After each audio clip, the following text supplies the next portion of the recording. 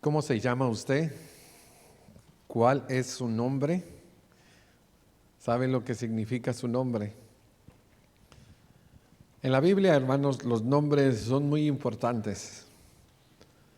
Y en muchas ocasiones, hombres de Dios les cambió el nombre, porque significaban algo diferente a lo que Él quería que fueran.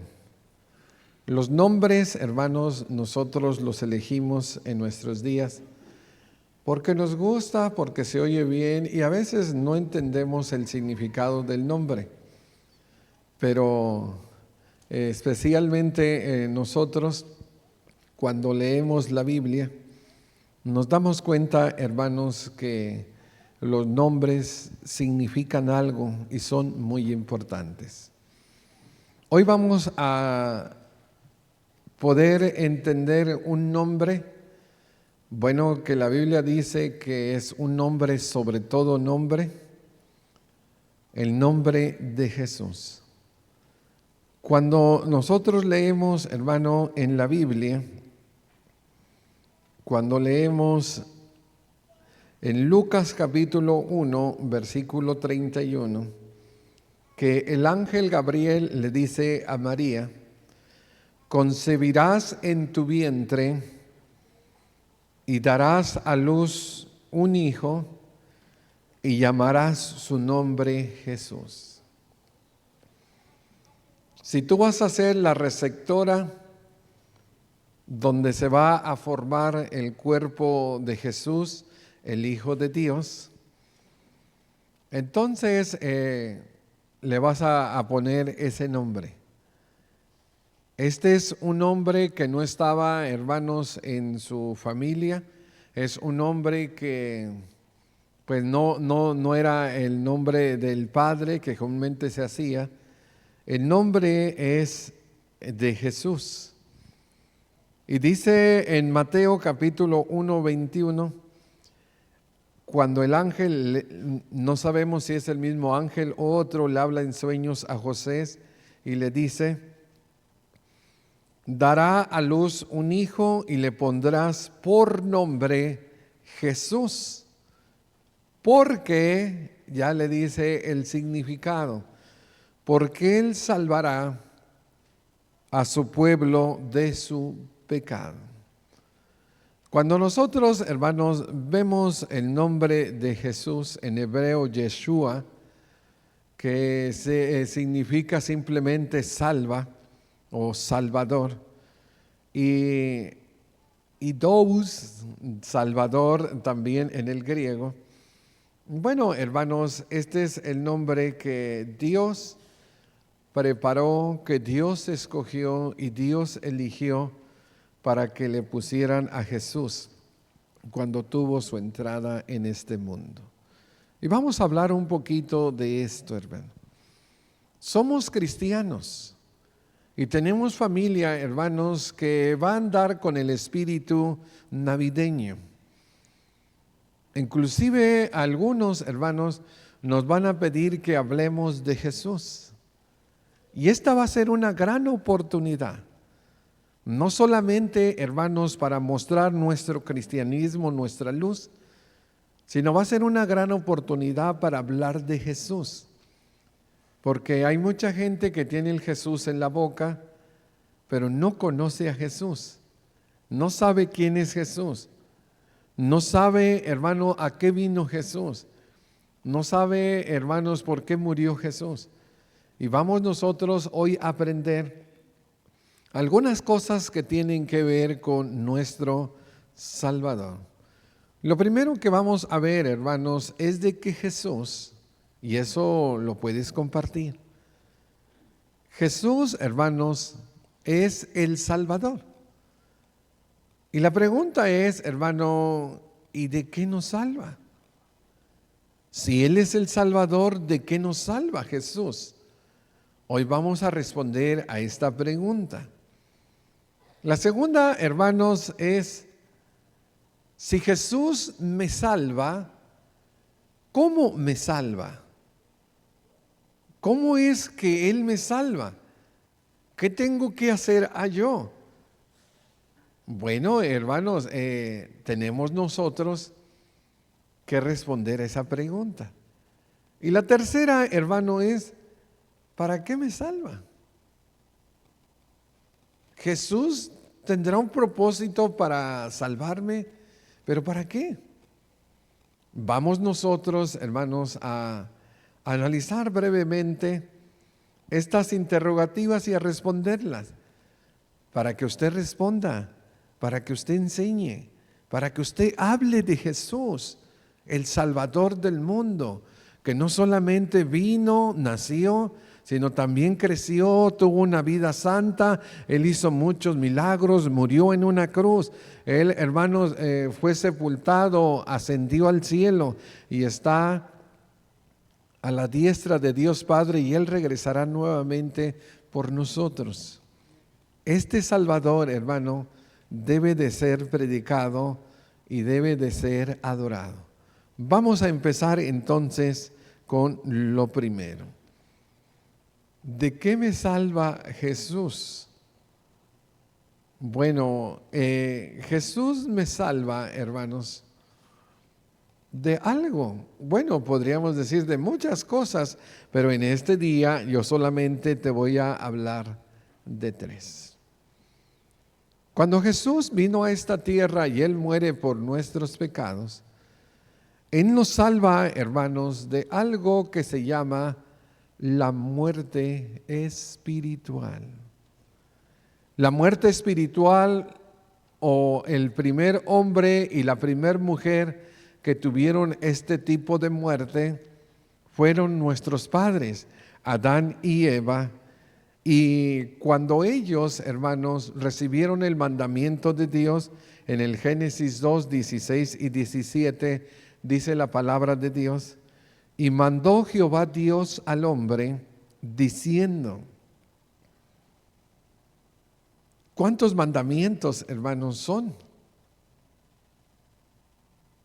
Le mandó diciendo: de todo árbol del huerto podrás comer, pero del árbol del conocimiento del bien y del mal no comerás, porque el día que de él comas, ciertamente morirás. La primera vez, hermano, que se habla de muerte en la Biblia es aquí. Y Dios le está advirtiendo al hombre y a la mujer que Él creó y los puso en el Edén, que si tienen hambre, Dios había plantado de toda especie de árboles en un huerto.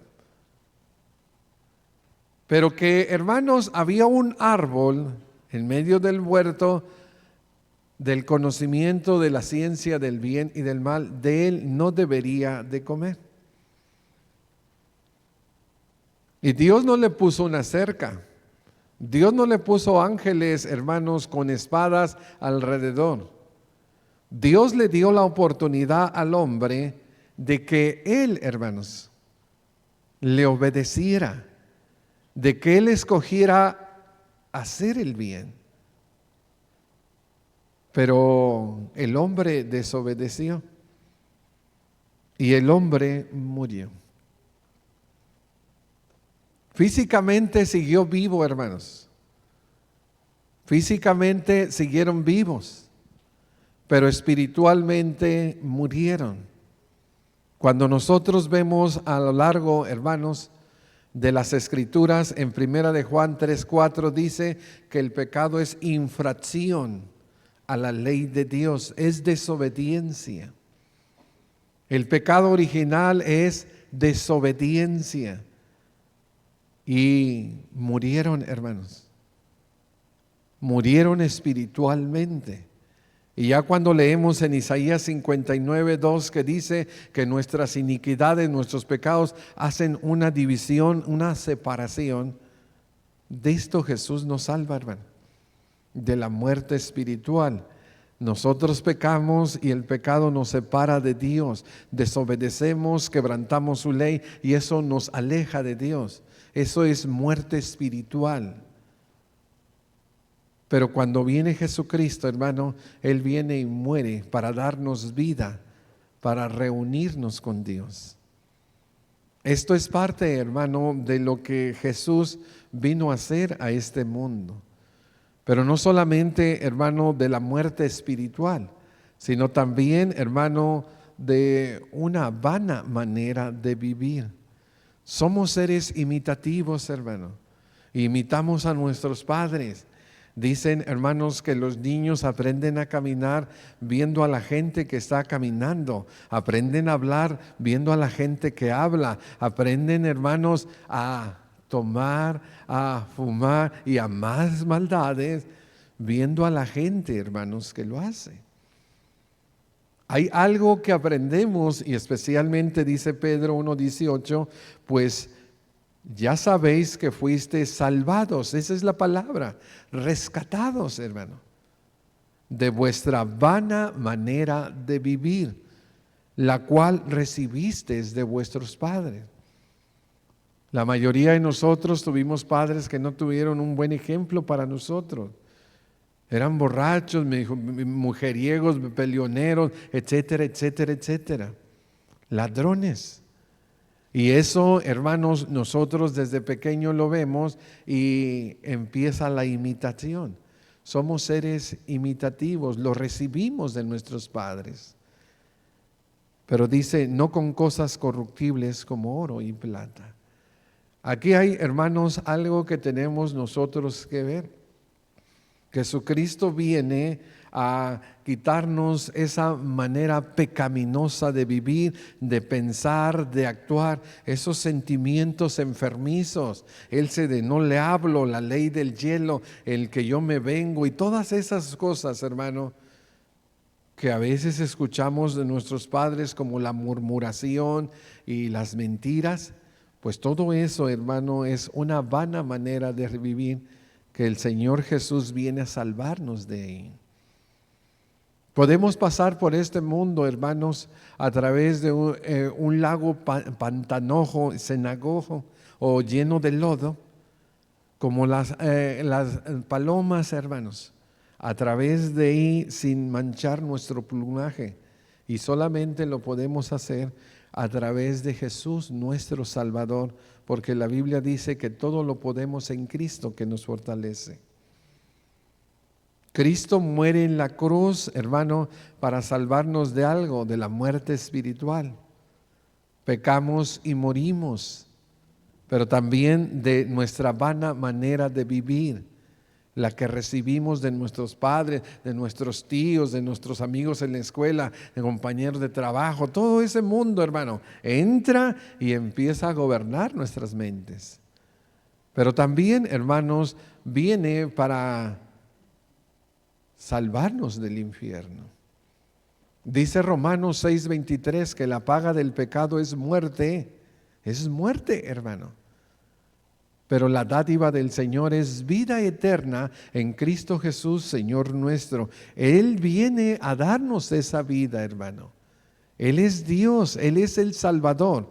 Y esto es algo que nosotros podemos ver. En el Apocalipsis, hermanos, se le escribe a la iglesia, Apocalipsis 2:11, el que tiene oído, oiga lo que el Espíritu dice a las iglesias. ¿Qué dice? Escuche.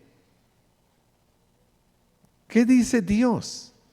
Bueno, dice, el que venciere no sufrirá daño de la muerte segunda. ¿La muerte segunda? ¿Qué es la muerte segunda? Si la iglesia es vencedora, no va a sufrir daño de la muerte segunda. Y como la Biblia se interpreta con la misma Biblia, en el 21, 7 y 8 nos dice que es la muerte segunda. Dice, pero los cobardes, los incrédulos, los abominables, homicidas, los fornicarios, los hechiceros, los idólatras y todos los mentirosos tendrán su parte en el lago que arde con fuego y azufre. ¿Qué es? ¿Qué es la muerte segunda, hermano? El infierno. De ahí vino Jesús del cielo vino Jesús a salvarnos del infierno. Llegó un misionero, hermano, a las Áfricas y había dialecto que no entendía. Y empezó a explicarles cómo el amor de Dios se había mostrado en la cruz de Cristo y Cristo vino a salvarles. Y el intérprete, hermanos, batallaba para transmitir el mensaje. Pero después el intérprete agarra un gusanito y lo pone, hermano, en medio del patio donde se estaba dando el mensaje. Alrededor del gusanito pone hermanos, muchas hojas secas. Y después le prende a las hojas.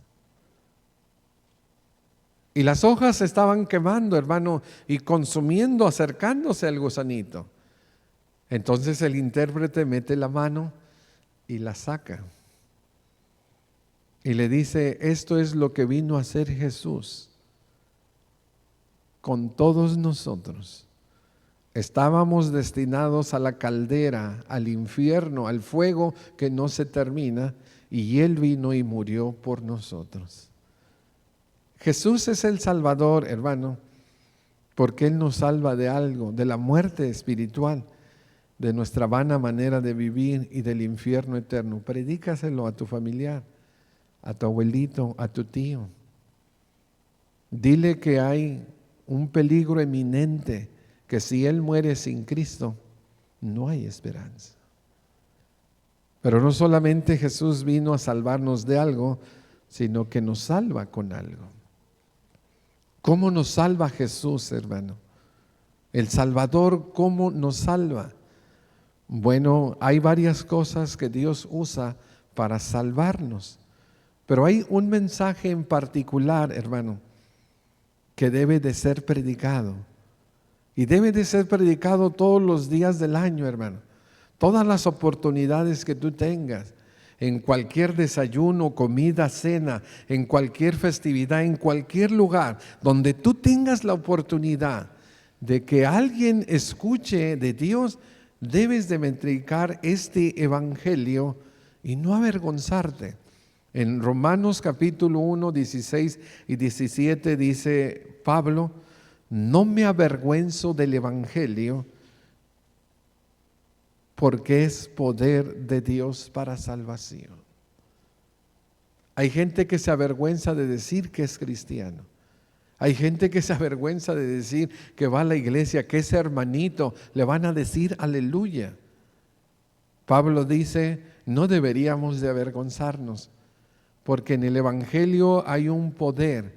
La palabra poder es dínamos, de donde viene nuestra traducción dinamita. El evangelio tiene una dinamita, hermano, que derriba fortalezas mentales, espirituales de pecado, hermanos. Todo lo que le afecta al hombre y que a veces se engrosa de pecado, el evangelio puede llegar y explotar, hermano, y hacer una revolución en el interior de cada persona.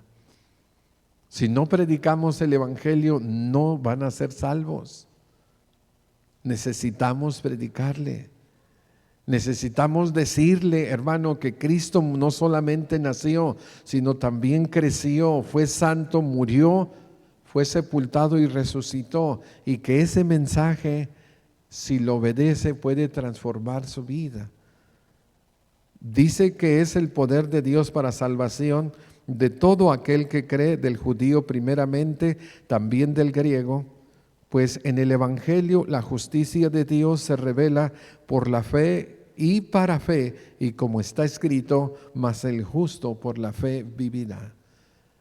Aquí venimos nosotros a ser justificados, hermano, no por nuestros méritos, sino por los méritos preciosos de Jesucristo. En Romanos 5:1 dice, justificados por la fe tenemos paz para con Dios por medio de nuestro Señor Jesucristo. Y justificado significa ser declarado inocente ante un tribunal de justicia. No es culpable, aunque era, pero ahora a través de Jesucristo, de su sangre, de su sacrificio, nosotros, hermano, podemos ser salvos y perdonados. Sigue diciendo Pedro en el 1, ya leímos el 18, vamos a leer otra vez el 18, pero vamos a seguir con el 19, porque ahí nos dice con qué nos salva. Dice, pues ya sabéis que fuisteis rescatados de vuestra manera de vivir, la cual recibiste de vuestros padres. Y ya lo entendimos. Pero mira ahora lo que sigue. No con cosas corruptibles como oro y plata, sino ¿con qué nos salva? ¿Con qué nos rescata? ¿Con qué nos libera? Con la sangre preciosa de Cristo, como la de un cordero sin mancha y sin contaminación. Esto es algo, hermanos, maravilloso. Explícamelo mejor. Cuando tú predicas el evangelio a tu abuelita, a tu amigo, a tu hermano, por el teléfono, a viva voz, por un mensaje de texto, por una red social, por un video, por lo que tú lo quieras hacer. Cuando tú predicas ese mensaje es una semilla poderosa que el Espíritu Santo toma, porque la palabra de Dios es viva y eficaz y es como una espada que atraviesa el hueso, el tuétano, el alma, el interior, hasta adentro, las intenciones del corazón. Y llega, hermano, el Espíritu Santo toma esa palabra y la pone a revolucionar en el corazón de tu familiar. Así lo hizo cuando nos evangelizaron. Y después, hermano, ellos empiezan a ver a Jesucristo desde una perspectiva no tradicional, sino a un Cristo real, un Cristo bíblico, y ellos empiezan, hermanos, a identificarse con Jesús. Empiezan a ser conquistados, empiezan a ser retados. El Espíritu empieza a redarguir, dice Juan 16. A redarguir de pecado a la gente y se sienten sucios, hermano, alejados, muertos, y el Espíritu Santo es el que los trae, hermano, al bautismo. Entonces nacen del agua y del Espíritu en un nuevo nacimiento. Jesús es el Salvador, hermano. Él nos salva de algo, nos salva con algo, pero también, hermano, nos salva para algo. Para algo. Él tiene propósitos. Llamó a Moisés y le dijo, hermano, ve y libera a mi pueblo. Llamó a Josué y dijo, entra y conquista y reparte la tierra. Llamó a Gedeón, hermanos, y dijo, ve con esta tu fuerza y salva a Israel de mano de los madianitas. Dios llama, hermanos, y Dios salva y siempre tiene un propósito. Jesús, hermano, el Salvador, nos salva para algo. ¿Para qué crees que nos salva? Nos salva para que le adoremos con todo nuestro ser. Esto es algo maravilloso, hermano. Que seres diminutos, ni siquiera llegáramos a hormigas, hermano. En el cosmos, en el vasto universo, ni siquiera somos un granito de arena, hermano. Seres tan insignificantes, hermanos, el Dios eterno viene, habita en ellos y recibe de ellos sus cantos, sus oraciones, sus alabanzas, su gratitud. Esto es maravilloso. Efesios capítulo 3, en el versículo 20 y 21, cuando Pablo habla del maravilloso amor de Dios en los versículos antes, que es incomprensible, que es tan alto, tan ancho, tan profundo, que nadie puede estar fuera del amor de Dios. Hermano, después al final dice, y aquel que es poderoso para hacer todas las cosas mucho más abundante de lo que pedimos o entendemos, según el poder que actúa en nosotros. Mira qué es, hermano, la gratitud. A Él sea gloria en la iglesia en Cristo Jesús por todas las edades y por los siglos de los siglos. Hay un lugar, hermanos, donde se le da gloria, donde se le da honra, donde se le da alabanza a Dios en la tierra, y es en los cultos, hermano. Esto es algo maravilloso.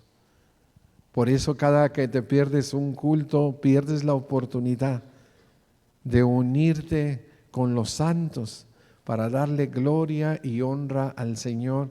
Y por nuestras edades vendrán otras y vendrán otras y vendrán más generaciones. Y allí es el lugar, hermanos, donde se adora al Señor. Cristo entonces nos salva, no para que sigamos igual, hermano, no, para que nosotros nos convirtamos en adoradores, en adoradoras, en que adoren al Padre en espíritu y en verdad. Para eso Él nos salva, y es por todas las edades, por los siglos de los siglos. Mientras la iglesia viva en esta tierra, no venga el Señor por ella, entonces siempre habrá que cantarle, que honrarle, siempre que darle alabanza. Pero hay otro lugar también, hermano, donde se le adora. Y dice el Apocalipsis 4, 10 y 11, el cielo, hermanos. Los 24 ancianos se postraron delante del que está sentado en el trono. ¿Y quién está sentado en el trono? Pues Dios. ¿Y quién? Pues también Cristo, hermano.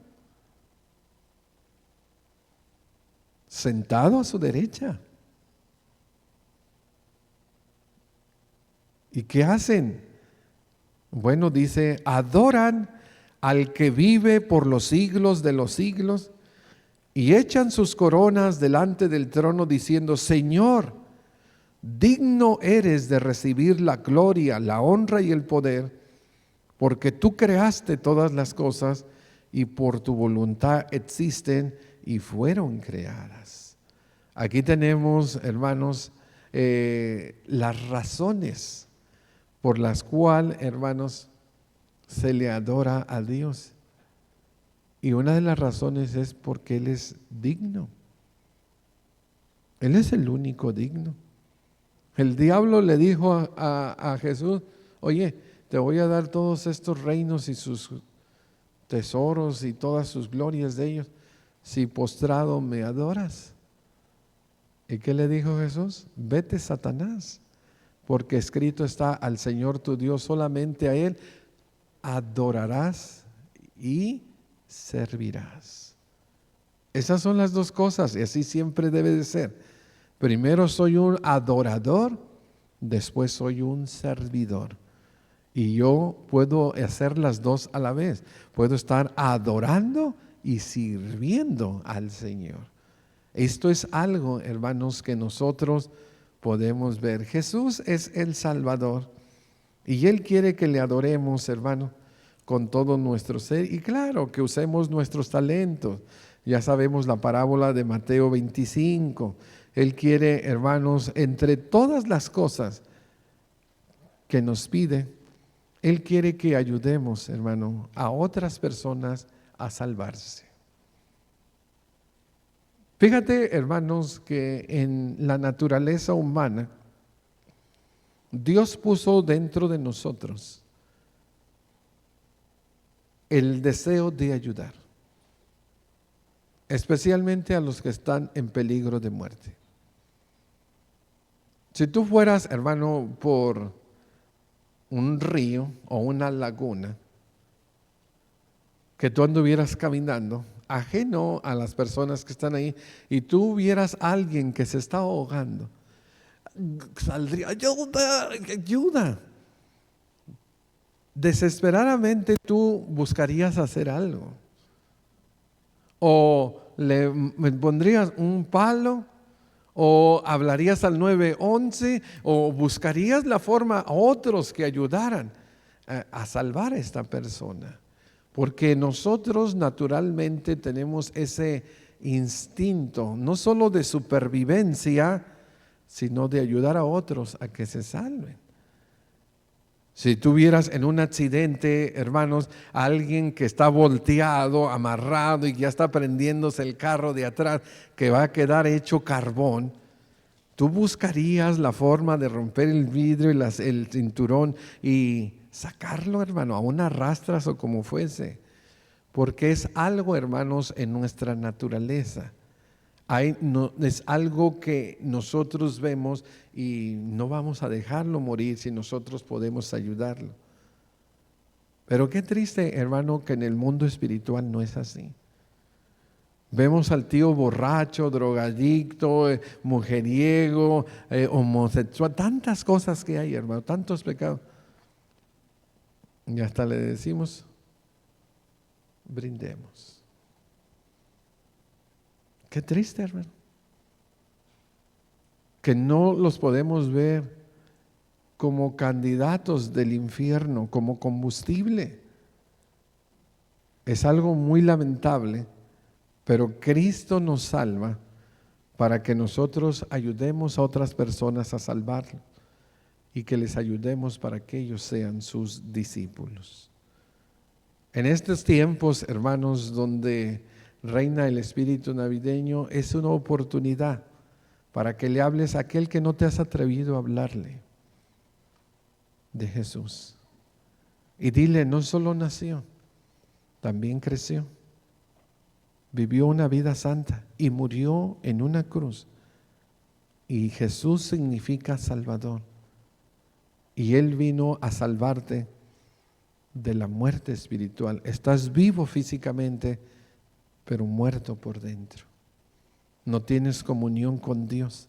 Has quebrantado sus mandamientos. Estás viviendo una vida ciega y vana que Dios reprueba y el diablo aplaude. Bueno, Él viene a salvarte de ello, a transformar tu vida y Él quiere liberarte del infierno. Díselo, eres atalaya. Dice Ezequiel, si se arrepiente, habrá salvado un alma. Y si no, pues habrá salvado la tuya. Habrá salvado la tuya, porque eres un mensajero. Iglesia, somos mensajeros.